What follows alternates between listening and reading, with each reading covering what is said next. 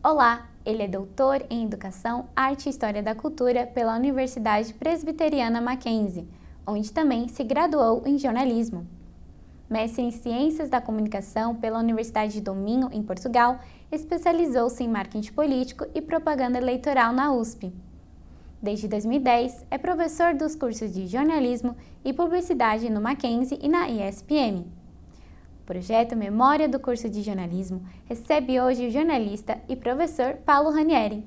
Olá, Paulo, seja muito bem-vindo. Muito obrigada por ter aceitado o nosso convite. E eu que agradeço. É um prazer estar aqui nessa casa que eu adoro estar desde 2000. Paulo, o que te motivou a ser jornalista? Olha, eu sempre enxerguei a profissão como sendo uma profissão fundamental para a sociedade, por tudo que envolve o compromisso social que ela tem, essa possibilidade de você acompanhar de perto as coisas que estão acontecendo, principalmente nos bastidores do poder. Eu acho que é uma profissão que tem como prerrogativa acompanhar de perto tudo aquilo que envolve a vida da sociedade o tempo inteiro.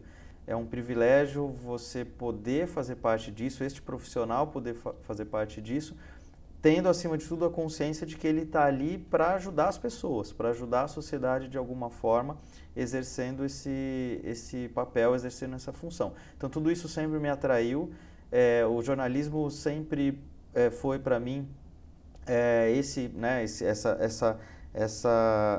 sempre representou esse tipo de ação e sempre foi isso que me atraiu. Por isso eu optei por fazer jornalismo. Pouca gente sabe que antes eu queria fazer exatas.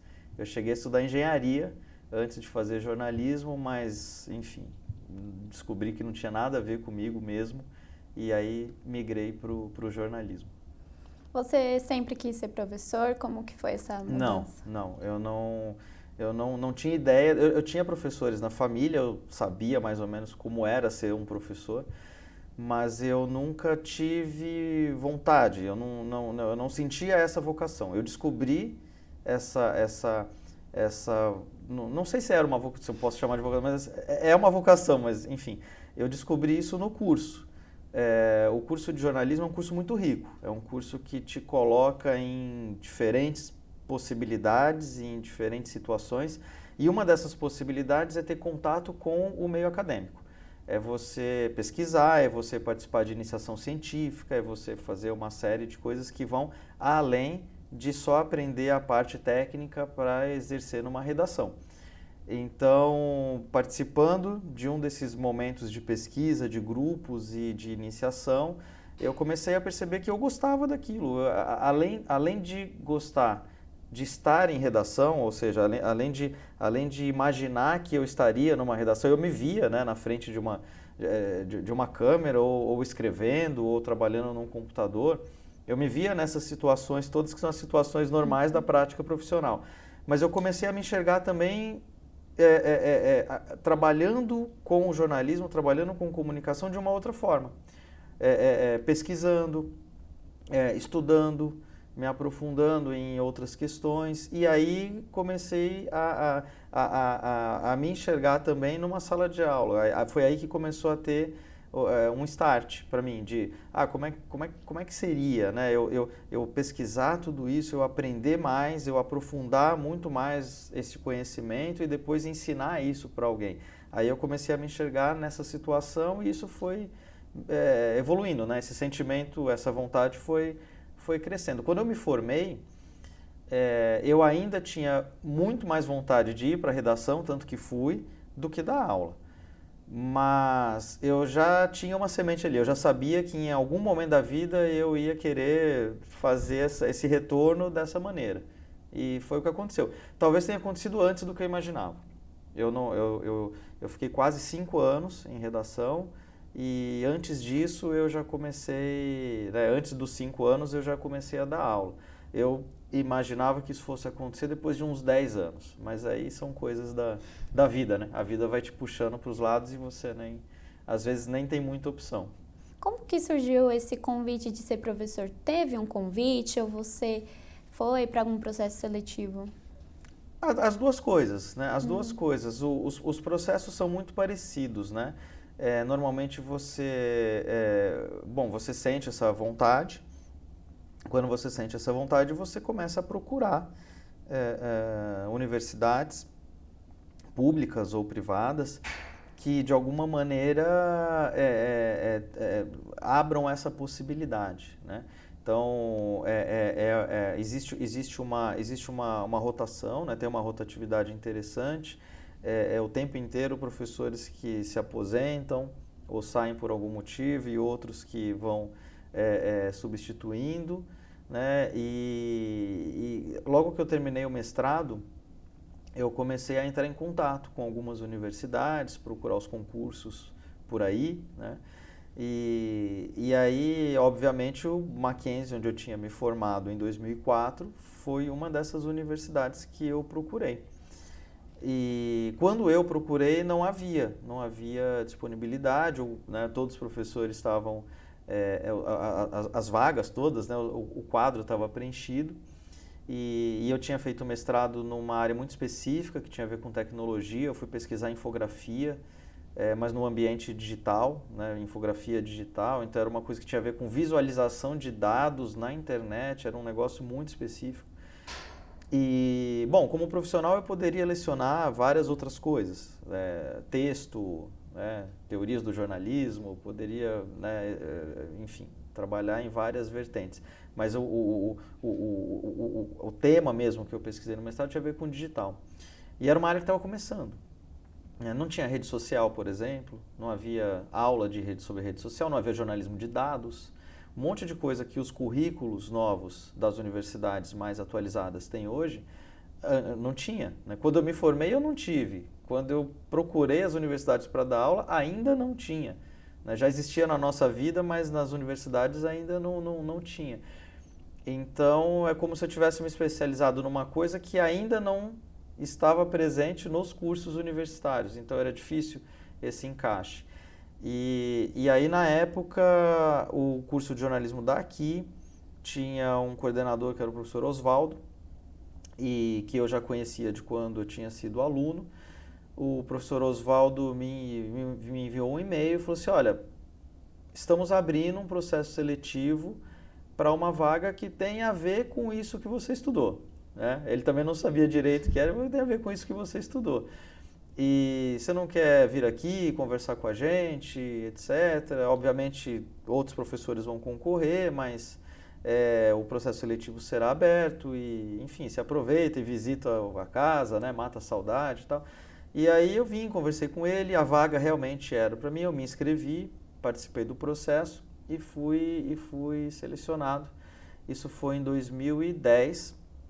No primeiro semestre de 2010, e eu comecei a dar aula aqui em agosto do mesmo ano, né? Agosto de 2010. Você falou, né, que você estudou aqui jornalismo e agora você dá aula de jornalismo e também publicidade e propaganda.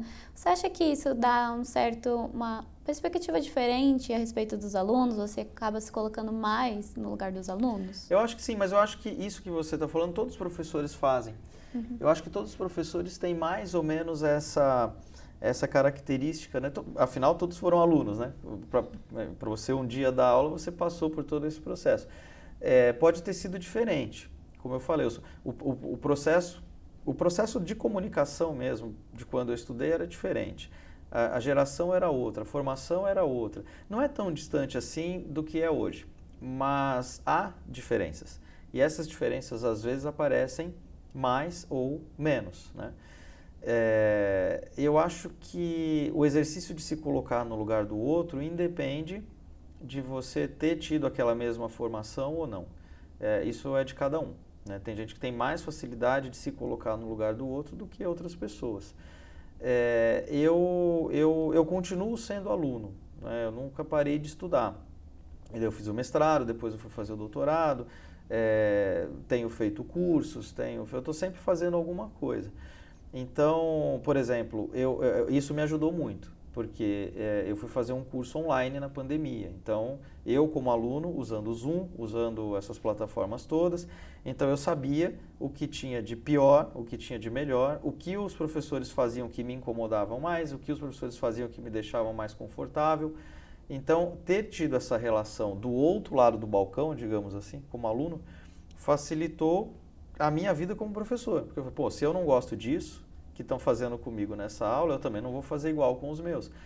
Então, acho que esse exercício de empatia vem um pouco daí, né? De você se colocar o tempo inteiro no lugar do outro para tentar, né, saber ou entender mais ou menos o que o outro está pensando para desenvolver melhor. Você acha que essa era digital, de certa forma, rouba um pouco do lugar do jornalismo? O jornalismo entrou em uma crise por conta disso? Não. As mudanças tecnológicas não afetaram, pelo contrário. O jornalismo, por mais crítica que você tenha hoje, é melhor do que o que era feito há 30, 40 anos. É melhor do que o que era feito antes do digital, com certeza. Porque antes do digital, você poderia não ter a mesma velocidade, você poderia não ter os mesmos recursos de apuração, você poderia não ter algumas coisas que hoje tem. Mas, por outro lado, você também não tinha o lado da audiência de acompanhar mais de perto aquilo que é feito. Então, se o jornalismo erra, ou errasse nos anos 70, nos anos 60, nos anos 70, as pessoas poderiam perceber o erro, mas esse erro não apareceria com tanta rapidez e as correções não aconteceriam na mesma velocidade. Hoje, as ferramentas digitais possibilitam isso. O jornalismo se esforça muito mais para não errar, porque sabe o impacto que isso vai ter numa escala enorme e num intervalo de tempo muito curto. Então, eu acho que o jornalismo hoje é mais preocupado em não errar, é mais preocupado em estabelecer uma relação mais próxima com a audiência, que antes talvez não tivesse, né? Então, essas coisas todas, pelo menos para mim, fazem com que o jornalismo de hoje, com todos os seus problemas, com todos os seus erros, seja melhor do que o que era antes, né? Agora, sim, tem uma questão ainda mal resolvida em relação a redes sociais, em relação a fake news, mas são coisas que, assim, se você me perguntar como resolver, eu vou te responder que eu não sei, ninguém sabe. Está todo mundo meio que tentando primeiro aprender o que está acontecendo para depois que aprender, pensar numa solução para tudo isso. Você acha que as redes sociais, elas de certo modo prejudicam o jornalismo? Porque hoje, se algum jornal erra, em menos de 5 minutos já está todo mundo postando. A gente teve um caso recentemente que a Folha de São Paulo deixou vazado uma matéria que a Elizabeth, a rainha, tinha morrido. Então, rapidamente essa notícia se espalhou. Você acha que com isso as redes sociais acabam tendo um fator negativo? Não, eu acho que as redes sociais não podem ser consideradas elementos negativos em nenhuma hipótese. É difícil, né? Porque assim, as pessoas estão aprendendo a conviver nas redes sociais. Vamos pensar em termos de esferas, tá? Esfera pública, esfera privada. Antes da internet, as esferas públicas eram todas presenciais. Praças, ruas, clubes, parques, igrejas, enfim, os espaços de convívio presenciais das pessoas. A nossa esfera pública de hoje, além dessas presenciais que continuam existindo, estão também no ambiente virtual. Então, as redes sociais são também o nosso novo espaço de debate. Por isso que a política está lá, por isso que o entretenimento está lá, por isso que as pessoas estão lá. Sendo uma esfera pública de convívio, vai ter um monte de coisa boa e vai ter um monte de coisa ruim. Então, não é porque às vezes tem uma coisa ruim que se potencializa, que se sobressai em relação às outras, que a gente pode considerar aquilo tudo igualmente ruim, porque não é. Tem muita coisa boa acontecendo e muitas vezes essas coisas boas também se sobressaem às que não são. Então, é um espaço de convívio, né? O jornalismo errou. a Folha errou, publicou uma notícia e aquilo viralizou, antigamente acontecia também, é que o potencial viral era outro. Né? A Folha acertou, aquilo vai se viralizar.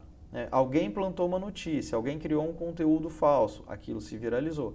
Porém, alguém criou um conteúdo verdadeiro, real, bem apurado, bem produzido, aquilo vai se viralizar também. Qualquer coisa que você faça tem um potencial de viralização na rede social porque é o espaço de convívio. Então, acho que não dá para a gente dizer, tudo lá é ruim, tudo lá é bom, porque tem os dois lados. Eu ainda tenho mais perguntas para te fazer, mas continuaremos conversando sobre esse e outros assuntos no próximo bloco. O Projeto Memória volta já.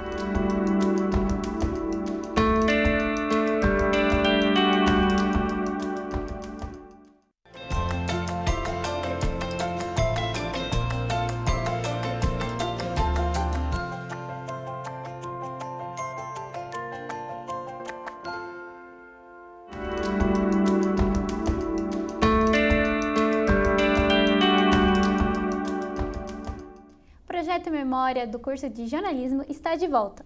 Ao meu lado, o Paulo Ranieri, ex-aluno e professor do curso de jornalismo na Universidade Presbiteriana Mackenzie. Paulo, nós terminamos o bloco anterior falando sobre redes sociais e agora eu queria desvirtuar um pouquinho do assunto, mudar um pouquinho, para a gente falar sobre o diploma jornalista. Você acha que o diploma realmente serve para alguma coisa? Hoje não é obrigatório, mas você acha que deveria ser?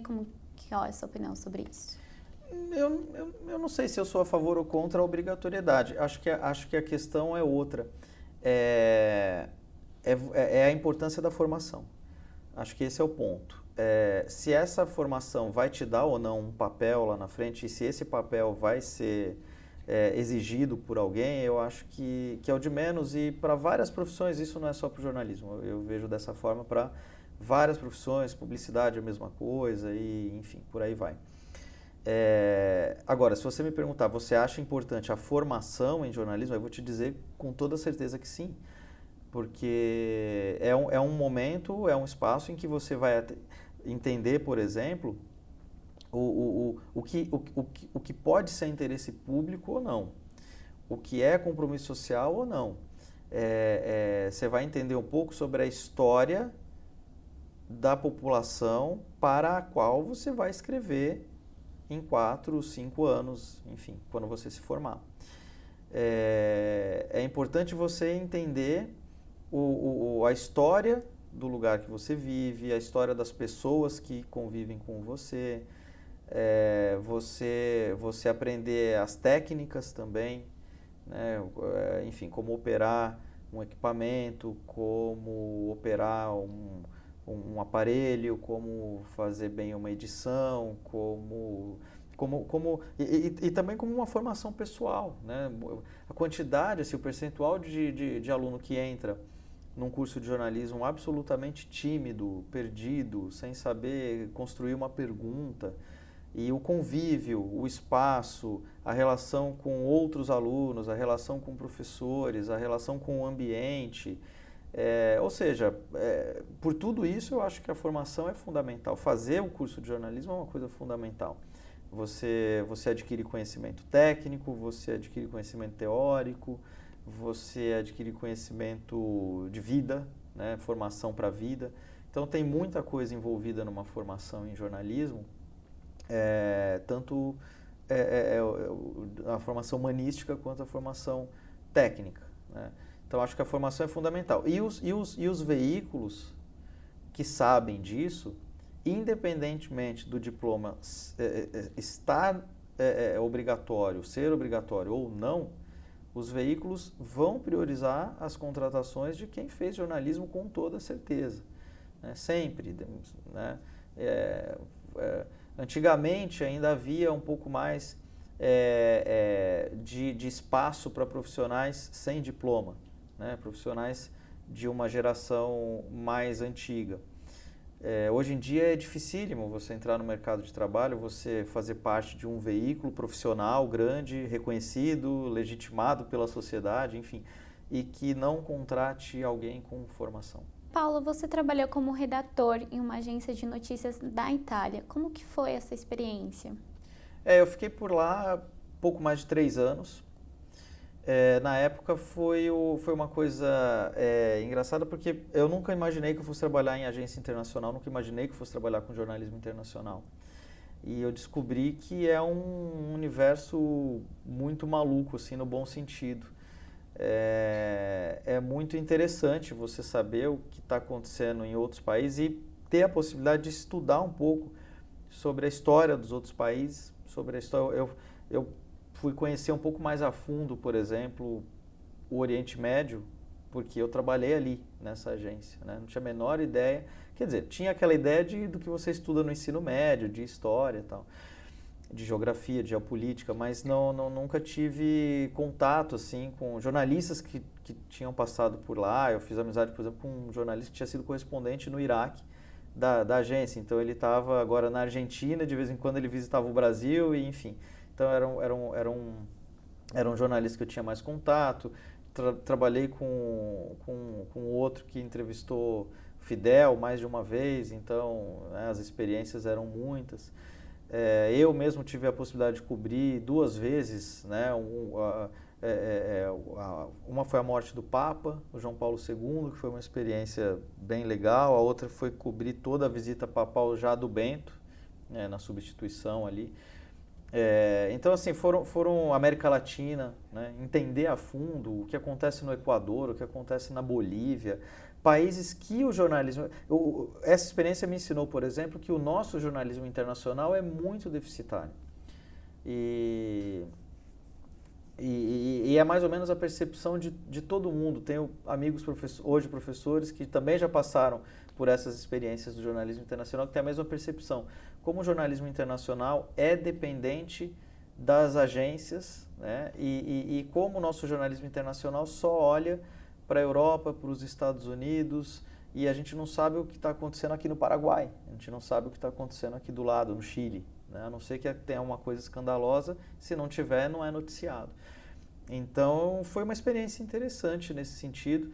Se voltasse para a redação, voltaria para jornalismo internacional, por opção, né? Adorei. E na época tem uma outra questão interessante, que era essa transição tecnológica.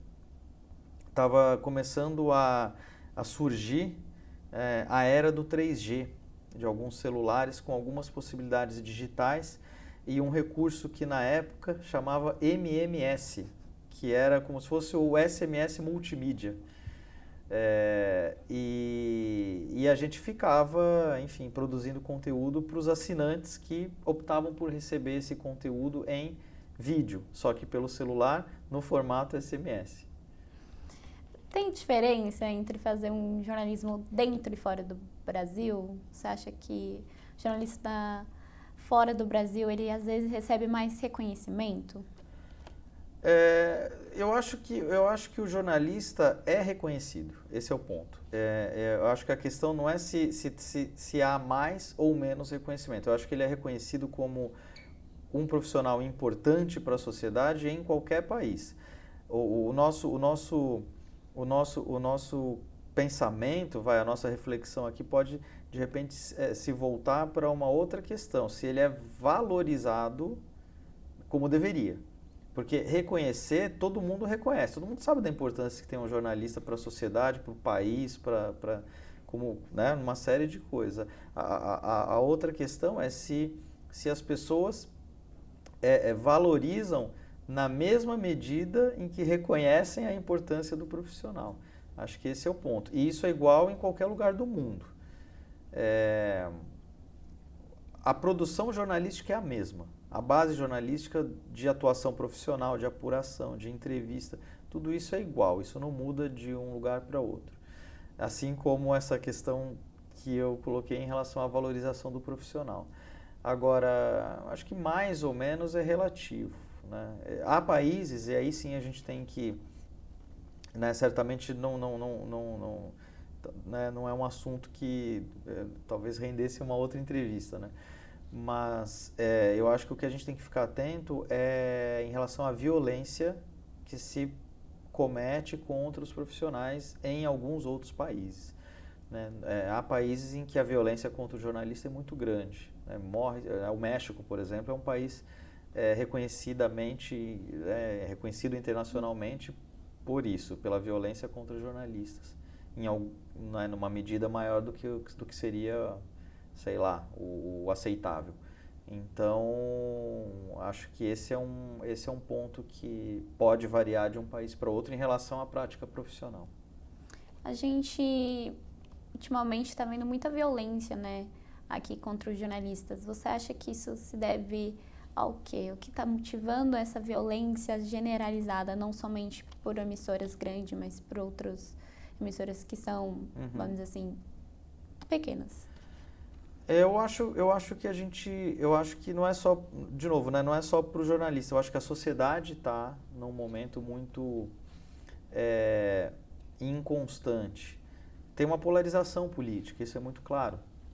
E você tem uma polarização política de lados que, quando os sentimentos ficam muito aflorados, extrapolam o que seria o real sentido da política, que é o debate público, que é a conversa, que é o diálogo, que é a exposição de ideias, para que se concorde ou não, enfim. Mas, e aí, ao acontecer, né, esses atos, né, ao se extrapolar, você acaba caindo numa violência física, enfim, em outras situações. O problema é que o jornalista é um profissional linha de frente de tudo isso. Então, imagina, se isso acontece numa mesa de bar, num sinal de trânsito, né? Imagina o profissional que está ali, né, à frente de uma entrevista, numa coletiva ou cobrindo um ato político ou qualquer coisa assim. Ele vai ser muito mais visto e vai ser muito mais atacado do que um outro profissional que está dentro de um escritório, né? Então, sei lá, você vai entrevistar um político X e tem um outro lado extremo. Este outro lado extremo não para por alguns segundos para pensar que este jornalista está ali numa função pública de pegar uma informação daquela pessoa, independentemente de alguém gostar ou não, e levar aquilo para a sociedade. Ele não pode ser atacado na mesma medida do outro lado. Então, acho que esse é o ponto. As pessoas estão perdendo um pouco a referência do respeito e estão extrapolando essa linha, né? Essa fronteira. E, enfim, eu acho que a violência vem daí. A questão é que o jornalista é mais visto, é mais visado. Paula, para encerrar, eu gostaria de perguntar para você qual é o futuro do jornalista? Eu acho que a única notícia boa que a gente tem aqui hoje é que não vai acabar e que vai ser cada vez mais importante, que é já para quebrar esse mito que se cria de que é a crise, vai acabar, porque tem o influenciador X, porque tem isso, porque tem aquilo. Nada disso é suficientemente importante ou grande para acabar com o jornalismo. Isso na minha cabeça não existe. Pelo contrário, eu acho que essas coisas todas trouxeram para o jornalismo uma função a mais que não tinha anteriormente. Antes, uma das principais funções do jornalista era selecionar a notícia, agendar as pessoas, né? Pautar a agenda pública, tudo aquilo que a gente aprende e desenvolve como pensamento. E hoje, além de tudo isso, nós ainda temos uma função de legitimar as informações que são colocadas por pessoas que não são jornalistas. Antes, o jornalista era um profissional único, capaz de oferecer para as pessoas a informação. Então, qualquer informação que chegasse para você viria de um veículo.